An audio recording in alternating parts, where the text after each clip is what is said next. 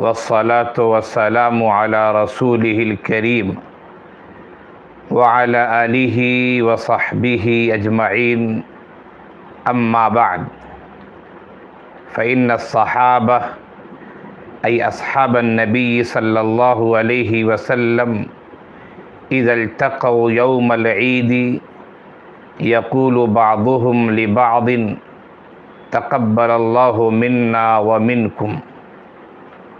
गिरामी क़द्र हाज़रीन व सामईन, हम आपके सामने ईद का पैगाम और रमज़ान के अपने आमाल का एहतिसाब इस उन्वान से हाज़िर हुए हैं। जैसा कि आप लोगों को इसकी इत्तला दी जा चुकी है, आज रमज़ान का आखिरी दिन था, 30वां रोज़ा था।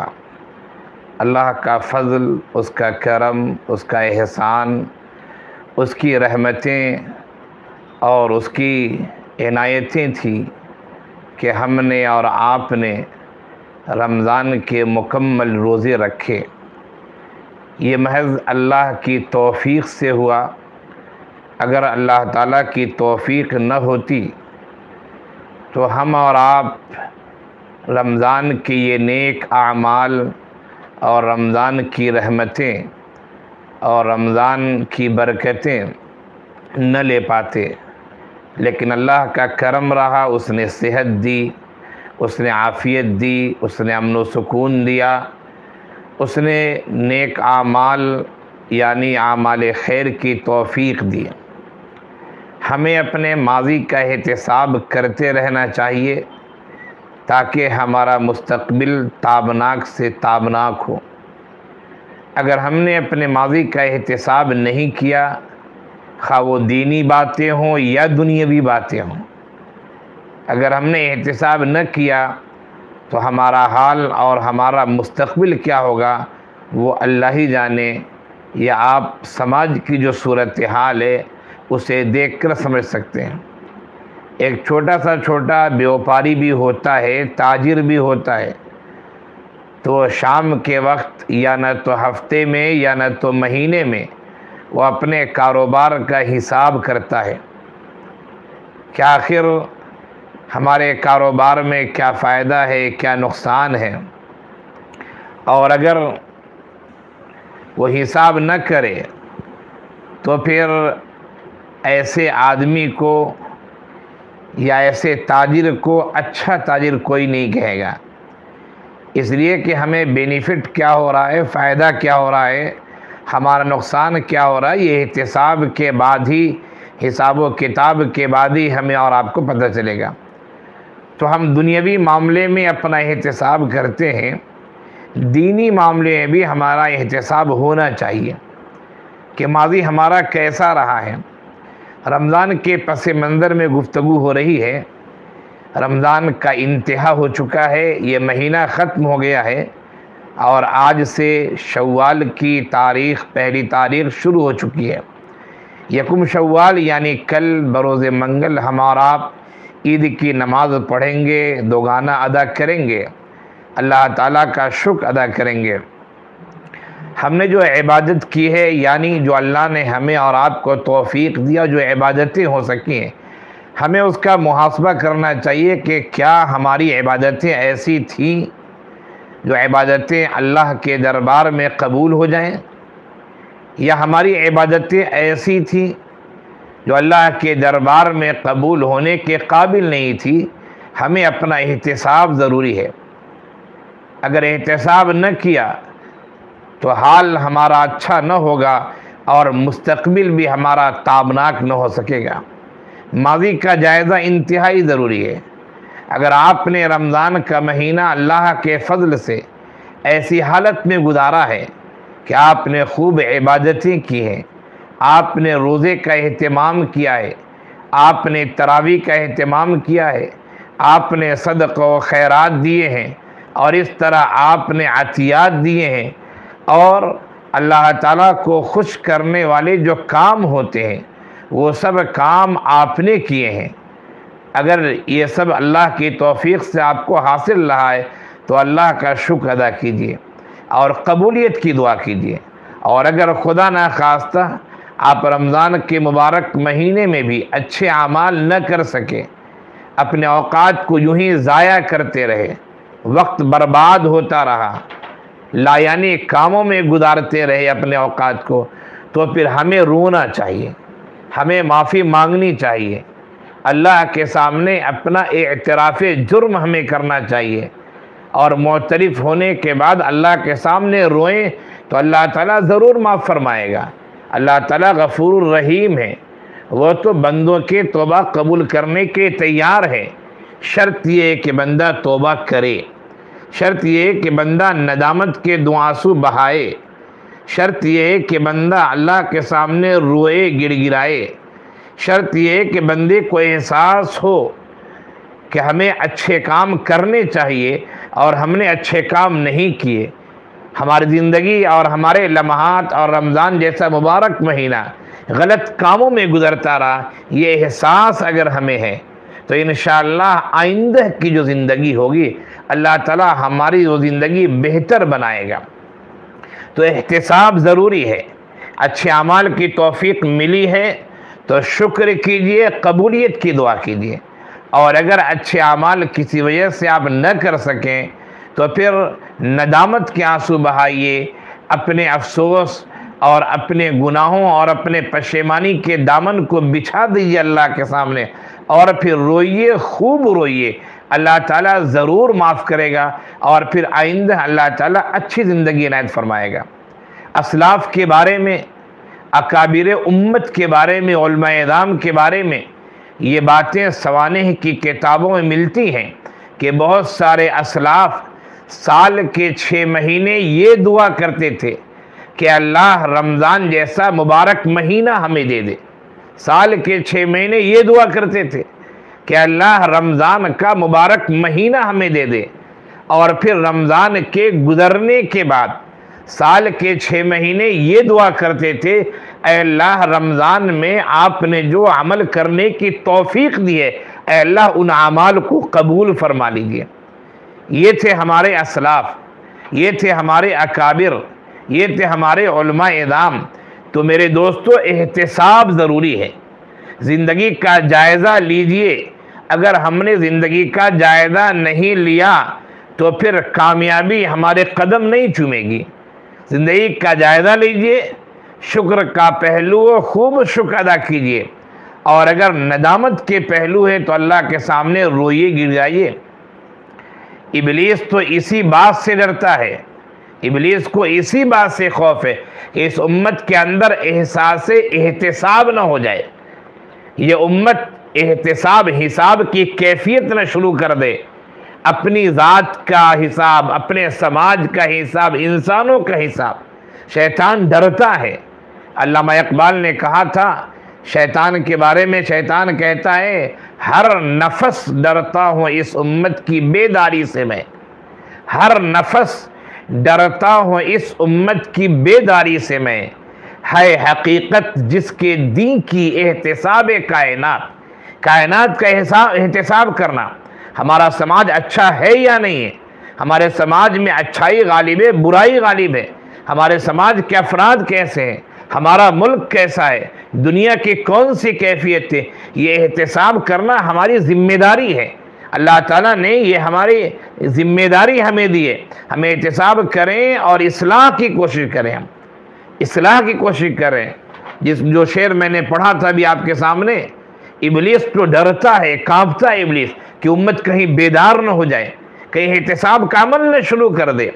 हर नफस डरता हूँ इस उम्मत की बेदारी से मैं, है हकीकत जिसके दी की एहतिसाब कायनात। तो मेरे दोस्तों, नौजवान साथियों, और इस मजलिस में, ऑनलाइन लाइव मजलिस में जो शुरका हैं, उनसे गुजारिश करूँगा कि अपने रमज़ान के आमाल की कबूलियत की दुआ कीजिए और एहतिसाब की कोशिश कीजिए। मैंने शुरू में जो एक हदीस आपके सामने पेश की, वो हदीस क्या है, सहाबाए किराम की जो बात है वो मैंने आपके सामने पेश की थी। सहाबाए किराम के बारे में ये बात है कि सहाबा किराम जब आपस में मिला करते थे ईद के दिन, तो एक दूसरे से कहा करते थे सहाबा किराम, तक़ब्बलल्लाहु मिन्ना व मिनकुम, अल्लाह ताला हमसे हमारे नेक अमाल को कबूल कर ले और अल्लाह ताला तुमसे तुम्हारे नेक अमाल को कबूल कर ले। तो ये दुआ थी, तक़ब्बलल्लाहु मिन्ना व मिनकुम, मुबारकबादी पेश करने का एक अंदाज था जो सहाबा किराम किया करते थे। हमें भी आपस में जब मुबारकबादियाँ पेश करें, हम कबूलियत की ज़रूर दुआ पेश करें, अपने आमाल की कबूलियत की, अपने दोस्तों के आमाल की कबूलियत की। अगर आमाल कबूल हो गए तो बहुत बड़ी चीज़ है। मैं आपको एक वाक़या सुनाता हूँ। हज़रत उमर बिन ख़त्ताब रज़ी अल्लाह अन्हु हैं, तशरीफ़ फरमा है, ईद के दिन है और रो रहे हैं। उनके पास कुछ सहाबा किराम आए, कुछ दोस्त अहबाब आए, उन्हें ताज्जुब हुआ कि आप रो रहे हैं, ईद का दिन है, ईद का दिन रोने का तो नहीं है। और पर हज़रत उमर बिन ख़त्ताब रज़ियल्लाहु अन्हु ने फरमाया कि भाई ईद का दिन खुशी का दिन है, खुशी का दिन है, लेकिन उन लोगों के लिए खुशी का दिन है जिन लोगों के आमाल अल्लाह के दरबार में कबूल हो चुके हैं। हमें अपने अमल के बारे में पता नहीं है, पता नहीं हमारे आमाल अल्लाह के यहाँ कबूल हुए हैं या नहीं हुए, हमें इसके बारे में कोई इल्म नहीं है। इसलिए मैं रो रहा हूँ कि अगर हमारे आमाल कबूल न हुए, अगर हमारे आमाल कबूल न हुए तो हमारे लिए कैसी खुशी है। इसलिए दोस्तों, ये पैगाम लेकर आप जाएं कि हमें अपने आमाल का, रमज़ान के आमाल का, ज़िंदगी के आमाल का और ज़िंदगी के मुख्तलिफ़ मोड़ पर हमें अपना एहतिसाब करते रहना चाहिए, हिसाब करते रहना चाहिए कि हमारे आमाल अच्छे हैं या ख़राब हैं, किस पोजीशन में। आइए रमज़ान के, बल्कि ईद के, रमज़ान तो ख़त्म हो गया, 30 रोज़े हमने और आपने अल्लाह के फ़ज़ल से, उसकी तौफ़ीक़ से मुकम्मल किए, अल्लाह कबूलियत से नवाज़े। अब यकुम शव्वाल की तारीख़ शुरू हो गई है, हम और आप कल ईद की नमाज़ पढ़ेंगे। आखिर ईद का पैगाम क्या है? ईद के पैगाम के बारे में मुख्तसरन में गुफ्तगू आपके सामने करना चाहूँगा। देखिए, ईद का पहला पैगाम तो ये कि ये खुशी का दिन है, हमें और आपको खुश रहना चाहिए, खुशी का दिन है। लेकिन सवाल ये है कि ये खुशी किसके लिए है? ये खुशी किसके लिए है? क्या खुशी हर आदमी को मनाना है? तो यकीनन ईद की नमाज तो हर मुसलमान पढ़ेगा, खुशी में हर मुसलमान शरीक रहेगा। लेकिन हकीकी खुशी उन लोगों के लिए, याद रखिए, जिन्होंने रमज़ान का एहतराम किया, इकराम किया, इबादतों की पाबंदी की, एहतमाम किया। मुत्तफ़क़ अलैह रिवायत है, बुखारी शरीफ, मुस्लिम शरीफ की रिवायत है, मन क़ाम रमज़ान ईमानन व इहतिसाबा, मन क़ाम रमज़ान ईमानन व इहतिसाबा। एक दूसरी हदीस है, मन साम रमज़ान ईमानन व इहतिसाबा।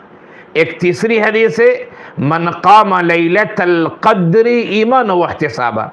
ये 3 हदीसें मैंने आपके सामने पेश की, तीनों के आखिर का टुकड़ा एक जैसा है, एक ही है। पहली हदीस, मन साम रमज़ान ईमानन व इहतिसाबा। दूसरी हदीस, मन क़ाम रमज़ान ईमानन व इहतिसाबा।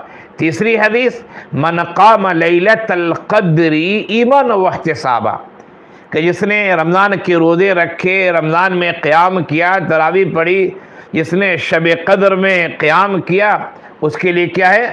फरमाया गुफ़िर लहू मा तक़द्दम मिन ज़ंबी, कि उसके गुनाह माफ़ कर दिए जाएंगे जो गुनाह गुज़र चुके हैं उसके। तो जिसने तरावी का एहतमाम किया अल्लाह की तौफ़ीक़ से, जिसने रोज़े का एहतमाम किया अल्लाह की तौफ़ीक़ से, जिसने शब क़द्र में अपने आप को जगाया, यानी इबादतें की अल्लाह की तौफ़ीक़ से, ऐसे लोगों के लिए ईद के दिन हकीकी माने में खुशी का पैगाम है। खुशी तो सबके लिए, समाज में हर आदमी खुश होता है, भाई ईद है, ईद है, ईद है। बच्चे भी खुश होते, बूढ़े भी खुश होते, पढ़े लिखे भी खुश होते, अनपढ़ भी खुश होते, सब लोग खुश होते। लेकिन आखिर हकीकी खुशी किसके लिए है? तो मैंने बताया कि जिसने नमाज की पाबंदी की, तरावी का एहतमाम किया, रोज़े का एहतमाम किया, लैलतुल क़द्र में अपने आप को जगाया, यानी इबादतें की, ये सब अल्लाह की तौफ़ीक़ से जिसे हासिल ला, उसके लिए खुशी का दिन है और हकीकी खुशी उसी के लिए। मुझे एक रिवायत याद आ रही है, हज़रत अली रज़ियल्लाहु अन्हु ईद के दिन तशरीफ़ फरमा है। ईद के दिन और वो अपने दस्तरखान पर सूखी रोटी खा रहे हैं। अल्लाहु अकबर। अमीरुल मोमिनीन है, अमीरुल मोमिनीन है, ईद के दिन अपने घर पर सूखी रोटी खा रहे हैं। अल्लाहु अकबर। दोस्त अहबाब कुछ मिलने के लिए आए, उन्होंने कहा अमीरुल मोमिनीन ईद का दिन है और आप सूखी रोटी खा रहे हैं।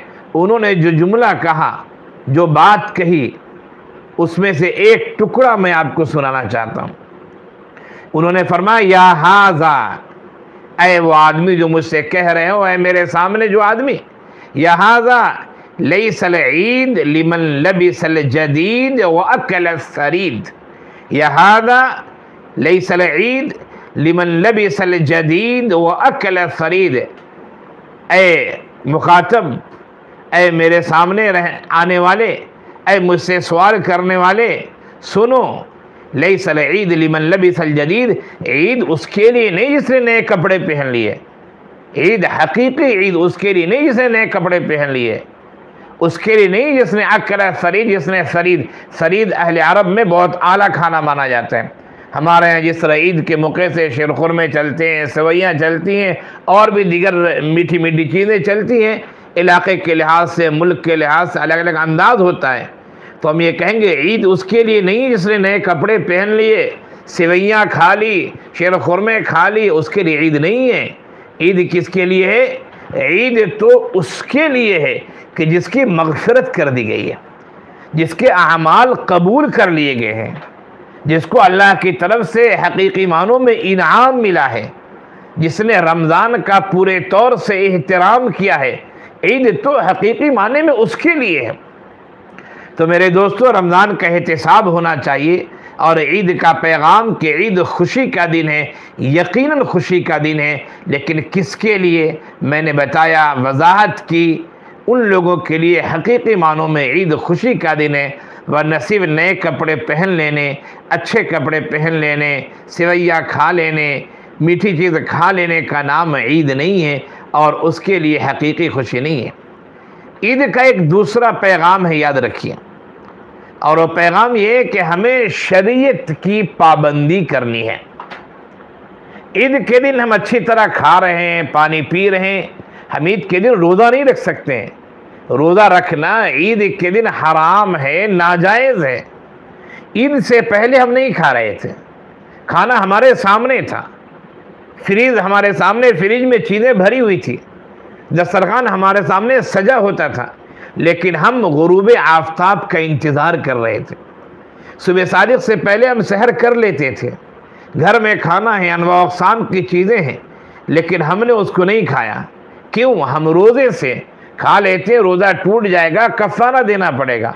और आज रमज़ान के बाद पहला दिन है, रमज़ान का महीना मुकम्मल हुआ, आज पहला दिन है, यकुम शव्वाल है। आज हम खा रहे हैं, आज हम पी रहे हैं, आज हम रोज़ा नहीं रख रहे हैं। रोज़ा रखना गुनाह है। इससे पता चला मेरे दोस्तों कि हमें शरीयत की पाबंदी करनी है। शरीयत कहती है खाओ तो हमें खाना है, शरीयत कहती है नहीं खाओ, हमें नहीं खाना है। शरीयत कहती है हलाल काम करो, हलाल काम करना है। शरीयत कहती है हराम काम से बचो, हमें हराम काम से बचना है। शरीयत कहती है ये काम नाजायज़ है, हम भी कहेंगे हाँ नाजायज़ है। शरीयत कहती है ये काम जायज़ है, हम भी कहेंगे जायज़ है। तो इसका मतलब ये कि शरीयत का पाबंद हमें होना चाहिए। ये ईद का पैगाम है और इंतहाई अहम पैगाम है। अगर शरीयत की पाबंदी हमने नहीं की है तो याद रखिए कि हमने शरीयत को समझा नहीं और हमने ईद के पैगाम को नहीं समझा। शरीयत की पाबंदी करना है। जिस तरह रमज़ान में हमने शरीयत की बात मानी, ईद के दिन हम खा रहे, शरीयत की बात मान रहे, हमें अपनी पूरी ज़िंदगी शरीयत के सांचे में, शरीयत के ढांचे में, शरीयत के उसूल में, शरीयत के दायरे में, शरीयत के अंदर अपने आप को रखना है। ये ईद का पैगाम है, इंतहाई अहम पैगाम है। सूरत हाल ये होती है दोस्तों कि ईद के बाद हम अपने आप को आज़ाद समझते हैं। रमज़ान में हमारी मस्जिदें भरी होती थी और ईद के बाद, ईद के दिन ही हमारी मस्जिदें वीरान हो जाती हैं, खाली हो जाती हैं। ऐसा क्यों हो रहा है? ऐसा इस वजह से हो रहा है कि आपने असल शरीयत को नहीं समझा, ईद के पैगाम को नहीं समझा। आखिर आप रमज़ान में नहीं खा रहे थे, ईद के दिन क्यों खा रहे हैं? आप कहेंगे शरीयत का हुक्म है, ईद का दिन है, रोज़ा रखूँगा, नाजायज़ हराम है, शरीयत की खिलाफ वर्जी होगी, शरीयत के हुक्म पर अमल कर रहा हूँ।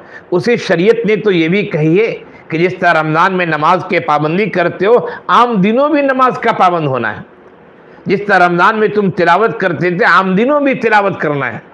जिस तरह रमज़ान में तुम सदका व खैरात करते थे, आम दिनों भी तुम्हें सदका व खैरात करना चाहिए। हर रमज़ान में इबादत में कसरत होती, वो एक अलग बात है, लेकिन रमज़ान में नमाजी थे और रमज़ान के अलावा बेनमाजी हो गए, ये कौन सी शरीयत कहती है? ये तो इस्लाम नहीं कहता है, इस्लाम की ये तालीम नहीं है। तो ईद का दूसरा पैगाम ये कि हम अपने आप को शरीयत का पाबंद बनाएं, शरीयत पर जमे रहें, शरीयत के दायरे में रहें, शरीयत के अंदर रहें, शरीयत के बाहर हम और आप न निकलें। ईद का तीसरा पैगाम है दोस्तों, और इंतहाई अहम पैगाम, जिसे मैं समझता हूँ वो ये कि तवाज़ु और इनकिसारी। तवाज़ु इनकिसारी, हम रास्ते में जाते हैं, पढ़ते रहते हैं अल्लाहु अकबर ला इलाहा इल्लल्लाह वल्लाहु अकबर वलिल्लाहिल हम्द। ये किस बात की अलामत है? हम ये कहते हैं अल्लाहु अकबर, अल्लाह बड़ा है, अल्लाह बड़ा है, सबसे बड़ा है। हम अपने आप को मामूली पेश करते हैं। हम एक रास्ते से संजीदगी के साथ जाते हैं, लोगों से हंस कर, मुस्कुरा कर, खंदा पेशानी से मिलते हैं, और हम ईद की नमाज पढ़ के दूसरे रास्ते से संजीदगी के साथ, इत्मीनान के साथ आते हैं। हमारे अंदर तकब्बुर नहीं होता है, हमारे अंदर घमंड नहीं होता है, हमारे अंदर दिगर खुराफात नहीं होती है। तो ईद का पैगाम ये कि हम अपने अंदर तवाज़ु पैदा करें, इनकिसारी पैदा करें। जिस मोहब्बत का इजहार आप ईद के दिन कर रहे हैं लोगों के साथ, उस तरह मोहब्बत का इजहार ईद के बाद भी होना चाहिए। जिस तरह ईद के दिन आप बच्चों के साथ प्यार और मोहब्बत और शफकत का हाथ फेर रहे हैं उनके सरों पर, और लोगों से मिलकर, झुककर, मोहब्बत के साथ मिल रहे हैं। ईद का ये पैगाम है कि इस पैगाम को हम अपनी ज़िंदगी में बाकी रखें, और ईद के बाद भी हम मुतवाज़े और मुनकसुल मिजाज बने रहें। ईद के बाद भी हम खंदा पेशानी के साथ लोगों के साथ मिलें। ईद के बाद भी हमारे अंदर तवाज़ु की कैफियत होनी चाहिए। ये ईद का पैगाम है। सिर्फ ईद के दिन मुतवाज़े हो जाना और ईद के बाद फिर अपने आप को बड़ा समझना और मुतकब्बिर हो जाना, ये तरीक़ा इंतहाई गलत है दोस्तों, बिल्कुल सही नहीं है। तो ईद का पैगाम है कि हमारे अंदर तवाज़ु, इनकिसारी आना चाहिए। खुशी में खुशी, गम में गम, हम इन बातों को समझें और शरीयत को पूरी तरह फॉलो करें। ईद का एक चौथा पैगाम दोस्तों ये जो मैं समझता हूँ वो ये कि इत्तेहाद व इज्तिमाइयत, इत्तेहाद व यगांगत, ये ईद का पैगाम है। जिस तरह हम मस्जिदों में जब नमाज पढ़ते हैं और जमात खड़ी होती है तो हम ये देखते हैं कि महल्ले का बड़ा रईस आदमी भी और महल्ले के ओहदेदार भी एक आम आदमी के बाजू में नमाज में खड़े होकर नमाज पढ़ते हैं। अमीर आदमी, गरीब आदमी सब एक साथ पढ़ते हैं। एक ही सफ़ में खड़े हो गए महमूद व अयाज, एक ही सफ़ में खड़े हो गए महमूद व अयाज, न कोई बंदा रहा न कोई बंदा नवाज। एक ही सफ़ में बादशाह भी है, उसके ग़ुलाम भी खड़े हुए हैं। ईद में भी यही हम देखते हैं कि हम मुख्तलिफ़ ज़ात पात के लोग हैं, मुख्तलिफ़ क़बाइल के हैं, मुख्तलिफ़ ख़ानदान के हैं, मुख्तलिफ़ महलों के हैं, मुख्तलिफ़ गाँव के हैं, लेकिन हम जब ईदगाह जाते हैं सर जोड़कर एक साथ एक इमाम के पीछे पूरी तौर से हम इक्तिदा करते हैं और नमाज पढ़ते हैं। ये इत्तेहाद और इज्तिमाइयत का इतना अच्छा मंज़र होता है जिस मंज़र का कोई जवाब नहीं है। लेकिन इस इत्तेहाद को सिर्फ ईदगाह के अंदर ही नहीं बल्कि ईदगाह के बाहर भी हमें लाना है। हमारे समाज का कोई मसला हो जाए, दीन का मसला हो जाए, सोसाइटी का मसला हो जाए, शरीयत का मसला हो जाए, हमें इत्तेहाद का सबूत देना है। जिस तरह हमने ईदगाह में इत्तेहाद का सबूत दिया है, मोहब्बत के साथ, प्यार के साथ, तवाज़ु के साथ, इनकिसारी के साथ हम एक साथ सर जोड़ कर मुख्तलिफ ज़ात पात के अफराद, मुख्तलिफ कारोबार वाले अफराद, मुख्तलिफ क़बाइल के अफराद एक साथ सर जोड़ कर हमने नमाज पढ़ी है और हमने ये कहा कि हम सब इस्लाम के झंडे तलें।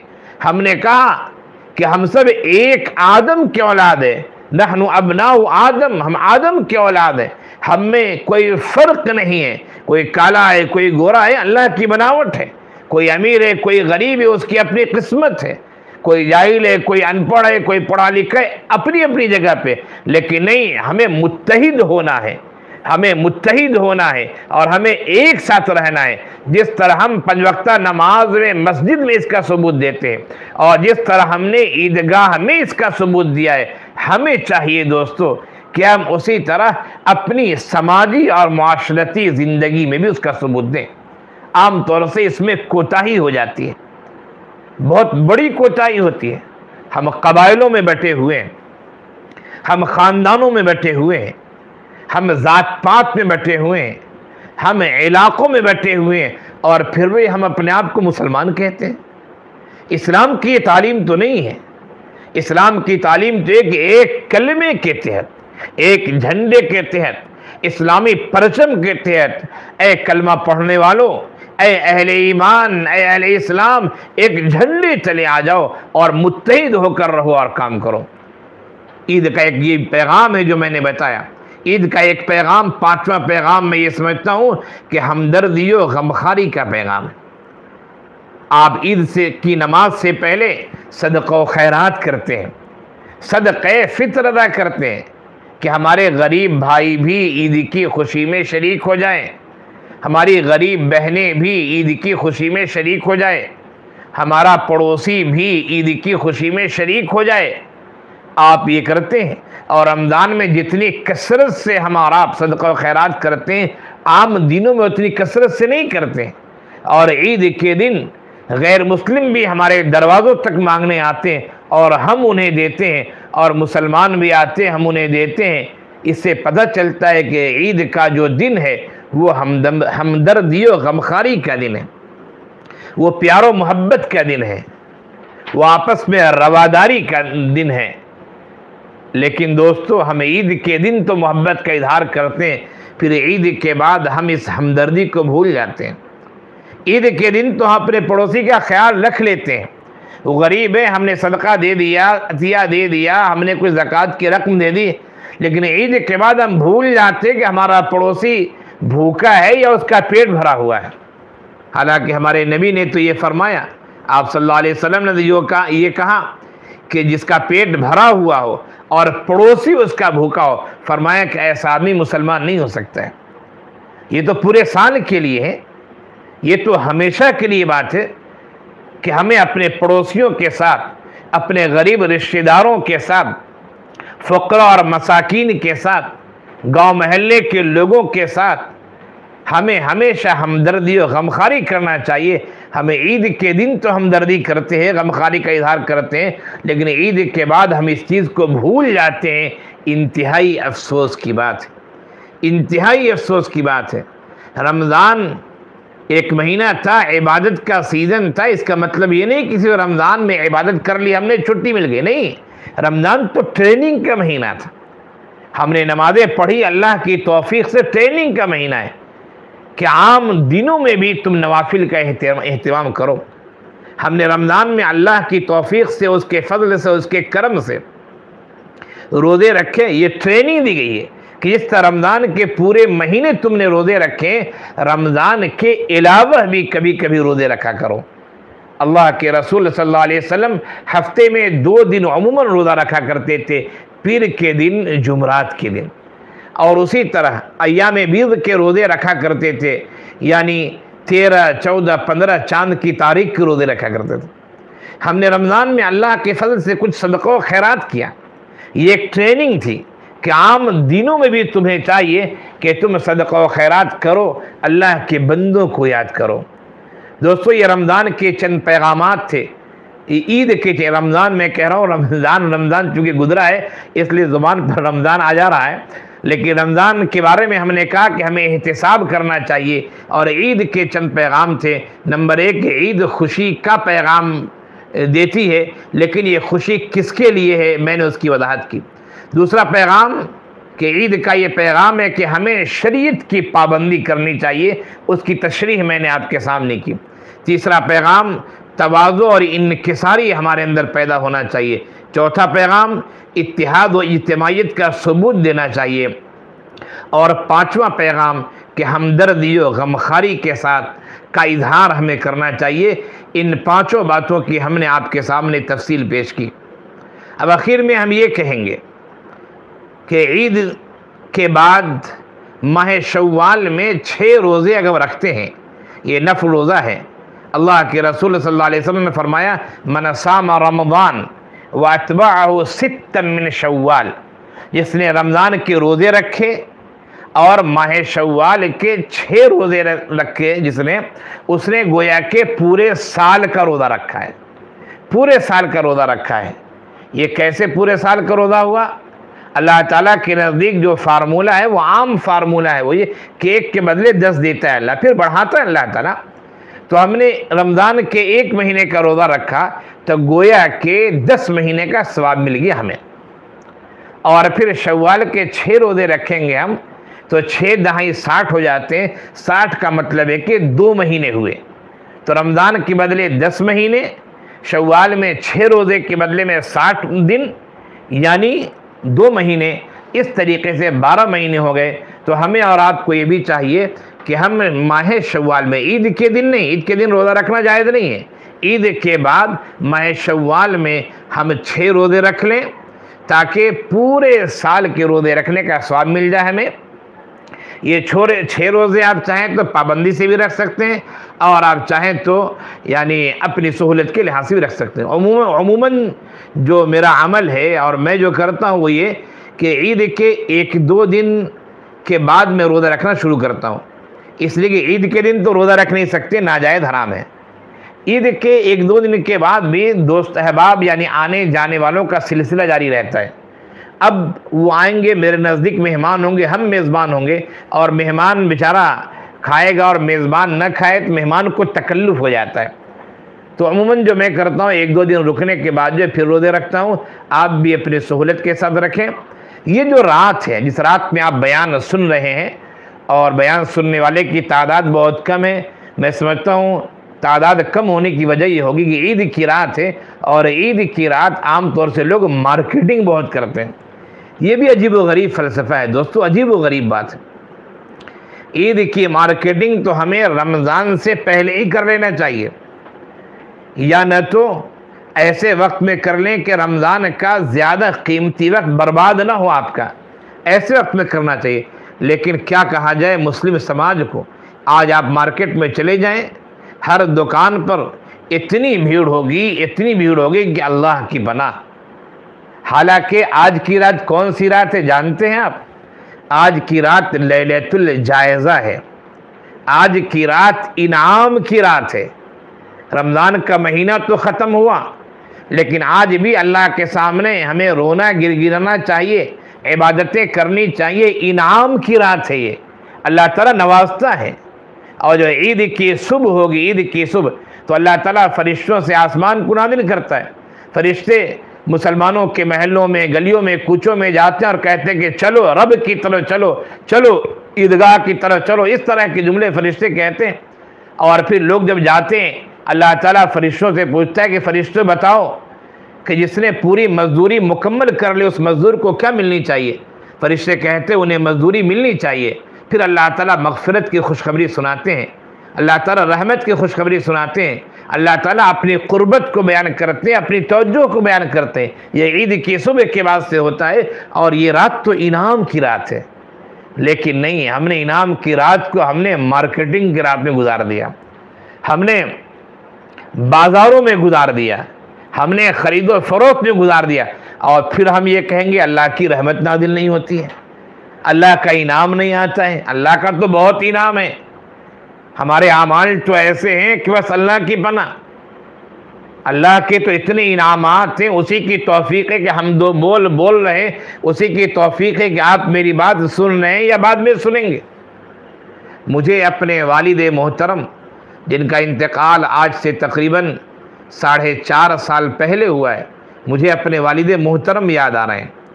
तकरीबन 32-33 साल 35 साल तो ख़ुद मैंने देखा है कि वो मुस्तकिल एहतिकाफ़ करते थे, रमज़ान के आखिर अशरे का एहतिकाफ़ करते थे। ये तकरीबन 35 साल तक तो ख़ुद मैंने देखा है अपनी आंखों से। उससे पहले न जाने वो अपने तालिब इल्मी के दौर से या कब से एहतिकाफ़ कर रहे थे, एक ज़माने से एहतिकाफ़ करते थे। रमज़ान के आखिर अशरे में पाबंदी के साथ एहतिकाफ़ करते थे। और आज जो रमज़ान का महीना ख़त्म हुआ, ईद का चाँद निकला, यकुम शव्वाल की शुरुआत हुई, वालिद मोहतरम मस्जिद से घर थोड़ी देर के लिए आते थे। एहतिकाफ़ चूँकि मुकम्मल हो गया तो चाँद निकलने के बाद थोड़ी देर के लिए घर आते थे। मेरे घर के सामने ही मस्जिद है, अल्लाह का करम है, बहुत नज़दीक, घर के सामने ही, दरवाजे के सामने मस्जिद है। फिर घर में आने के बाद, लोगों से मिलने के बाद, वालिद मोहतरम फिर मस्जिद में चले जाते थे। घर के अफराद कहते थे कि एहतिकाफ़ तो मुकम्मल हो गया है। कहते थे हाँ एहतिकाफ़ तो मुकम्मल हो गया, इसीलिए तो तुम लोगों से मिलने आ गया हूँ, लेकिन आज की रात जो लैलतुल जायज़ा है, आज की रात इनाम की रात है। रमज़ान में अल्लाह ताला ने जो इबादत की तौफीक दी, आज की रात मज़ीद हम मांग लेते हैं अल्लाह ताला से, अल्लाह ताला हमारे उन अमाल को कबूल फरमा दे, इनामात से नवाजे। ये मैंने खुद अपने वालिद मोहतरम को देखा है, जो कोई आलिम नहीं थे, वो मास्टर थे, स्कूल के पढ़े हुए थे, लेकिन देखने में आलिम जैसी शबाहत थी। उनका ये अमल है। और उलमा की बात किया है तो छोड़ दीजिए, उलमा के तो ऐसे ऐसे आमाल हैं कि हम जब सुनते हैं, पढ़ते हैं, देखते हैं, हैरान अशद्दर रह जाते हैं।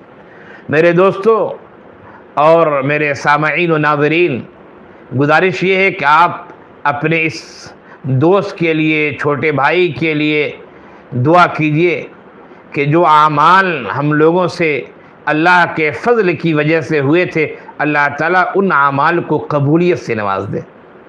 सहाबा किराम जो आपस में कहा करते थे, जो मैंने शुरू में रिवायत पढ़ी थी, काना अस्हाबुन नबी सल्लल्लाहु अलैहि वसल्लम इज़ा इल्तक़ौ यौमल ईदी यक़ूलु बादुहुम लिबादिन तक़ब्बलल्लाहु मिन्ना व मिनकुम। सहाबा किराम अल्लाह के रसूल सल्लल्लाहु अलैहि वसल्लम के साथी जब ईद के दिन आपस में मिलते थे तो ये कहा करते थे, तक़ब्बलल्लाहु मिन्ना व मिनकुम, अल्लाह हमारे आमाल को भी, आपके भी आमाल को कबूल फरमाए। हम अपने नाज़रीन और सामईन से यही कहेंगे कि आप अपने इस छोटे भाई के लिए दुआ कीजिए, हम भी आपके लिए दुआ करते हैं कि अल्लाह ताला हम सब के आमाल को कबूलियत से नवाज दे। और रमज़ान का जो पैगाम है, रमज़ान की जो रूहानियत है, और ईद की रात जो लैलतुल जायज़ा वाली रात है, अल्लाह ताला उस रात की भी कदर करने की तौफीक इनायत फरमाए। और रमज़ान जो तरबियत का महीना था, उस तरबियत का अक्स अल्लाह ताला रमज़ान की बाद वाली जो ज़िंदगी आने वाली है, उसमें भी अल्लाह ताला वो अक्स हमारी ज़िंदगी में दिखा दे, नुमाया कर दे। जो बातें कही गई, अल्लाह ताला हमें भी अमल की तौफीक दे, आप हज़रात को भी अमल की तौफीक दे। आमीन या रब्बल आलमीन। व आखिरु दावाना अनिल हम्दुलिल्लाहि रब्बिल आलमीन।